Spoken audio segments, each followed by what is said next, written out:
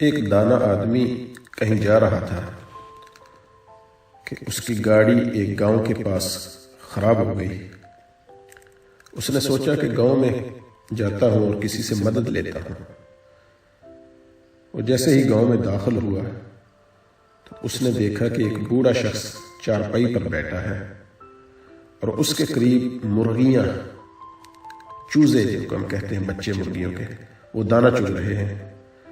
ان مرغیوں میں ایک باز کا بچہ بھی ہے جو مرغیوں کی طرح ہی دانہ چگ رہا ہے۔ وہ بہت حیران ہوا اور اپنی گاڑی کو بھول کر اس بوڑھے شخص سے کہنے لگا کہ یہ کیسے خلاف قدرت ممکن ہوا کہ ایک باز کا بچہ زمین پر مرغیوں کے ساتھ دانہ چگنے لگ گیا۔ تو اس بوڑھے شخص نے کہا کہ دراصل یہ باز کا بچہ صرف ایک دن کا تھا جب یہ پہاڑ پر مجھے گرا ہوا ملا تو میں اسے اٹھا لایا۔ یہ زخمی تھا، میں نے اس کو مرہم پٹی کر کے اس کو مرغی کے بچوں کے ساتھ رکھ دیا۔ جب اس نے پہلی بار آنکھیں کھولی تو اس نے خود کو مرغی کے چوزوں کے درمیان پایا۔ یہ خود کو مرغی کا چوزا ہی سمجھنے لگا اور دوسرے چوزوں کے ساتھ ساتھ اس نے بھی دانہ چگنا سیکھ لیا۔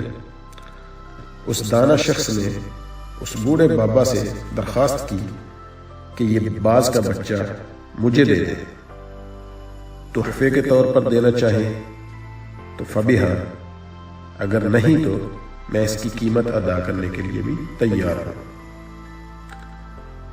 اس بزرگ بابا جی نے باز کا وہ بچہ اس دانا شخص کو تحفے میں دے دیا۔ یہ بندہ اپنی گاڑی ٹھیک کروا کر اپنے گھر آ گیا اور روزانہ باز کے بچے کو چھت سے نیچے پھینک دیتا، مگر باز کا بچہ مرغی کی طرح اپنے پروں کو سکیڑ کر گردن اس میں چھپا لیتا۔ وہ روزانہ بلا ناغہ باز کے بچے کو اپنے سامنے ٹیبل پر بٹھاتا اور اسے کہتا کہ تو باز کا بچہ ہے، مرغی کا نہیں، اپنی پہچان کر۔ اسی طرح اس نے کئی دن تک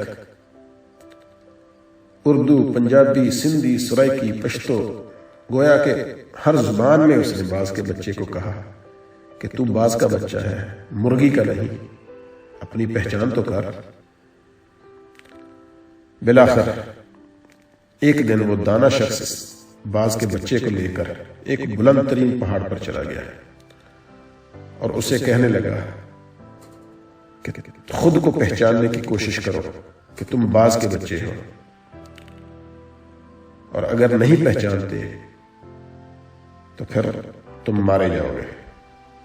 یہ کہہ کر اس شخص نے باز کے بچے کو پہاڑ کی بلندی سے نیچے پھینک دیا۔ باز کا بچہ ہمیشہ کی طرح پہلے ڈرا اور اس نے مرغی کی طرح اپنی گردن کو جھکا کر پروں میں سکیڑ لیا اور آنکھیں بند کر لی۔ تھوڑی دیر بعد اس نے آنکھیں کھولی تو اس نے دیکھا کہ زمین تو ابھی بہت دور ہے۔ تو اس نے اپنے پر پھڑپھڑائے اور اڑنے کی کوشش کی، جیسے کوئی آپ کو اگر کوئی دریا میں دھکا دے دے تو اگر آپ کو تیرنا نہ بھی آتا ہو تو آپ ہاتھ پاؤں تو مارتے ہیں۔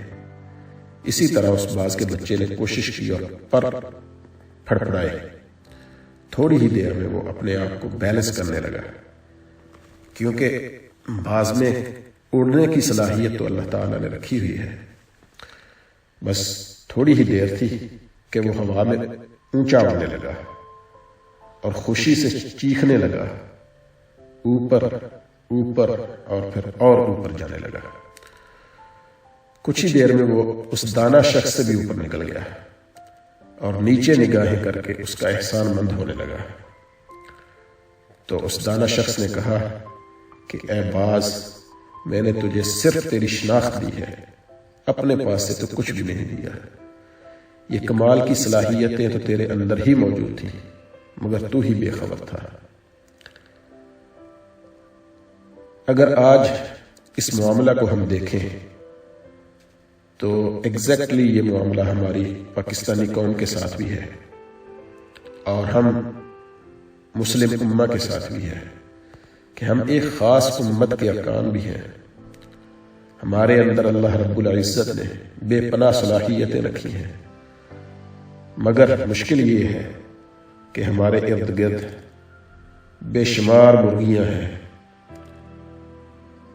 ہمارا میڈیا ہے وہ بھی ہمارے لیے ایک مرغی کا کام دیتا ہے، ہمارے دانشور وہ بھی مرغیاں ہیں، ہمارے ایسے بے شمار طبقات کے لوگ ہیں جو ہمارے ارد گرد مرغیوں کی طرح ہیں۔ ٹی وی چینلز دیکھ لیں، اخبارات دیکھ لیں، ڈرامے دیکھ لیں، جو ہم کو مسلسل یہی بتاتے رہتے ہیں کہ ہم باز کے بچے نہیں، مرغی کے بچے ہیں، جو مسلسل بتاتے ہیں کہ ہم سپر پاور نہیں، سپر پاور تو کوئی اور ہے، جو ہمیں مسلسل بتاتے ہیں کہ ہم بہادر اور طاقتور نہیں بلکہ بزدل اور کمزور ہے، کیونکہ فلاں سپر پاور ہے اور فلاں کے پاس یہ طاقت ہے۔ ہماری تو قوم ہی ایسی ہے، ہم تو دہشت گرد ہیں، ہم تو آگے نہیں بڑھ سکتے، ہم میں تو کوئی صلاحیتیں ہی نہیں۔ بس یہ جو ہمارے ارد گرد مرغیاں ہیں یہ ہمیں اپنے آپ کو پہچاننے ہی نہیں دے رہی۔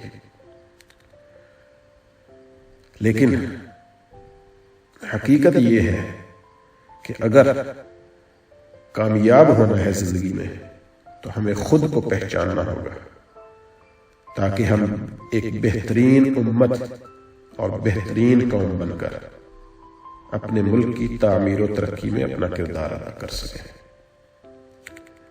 اور یہی پہچان ہی تھی جس کے بارے میں علامہ اقبال علیہ الرحمہ نے فرمایا تھا کہ خودی کو کر بلند اتنا کہ ہر تقدیر سے پہلے خدا بندے سے خود پوچھے بتا تیری رضا کیا ہے، بتا تیری رضا کیا ہے۔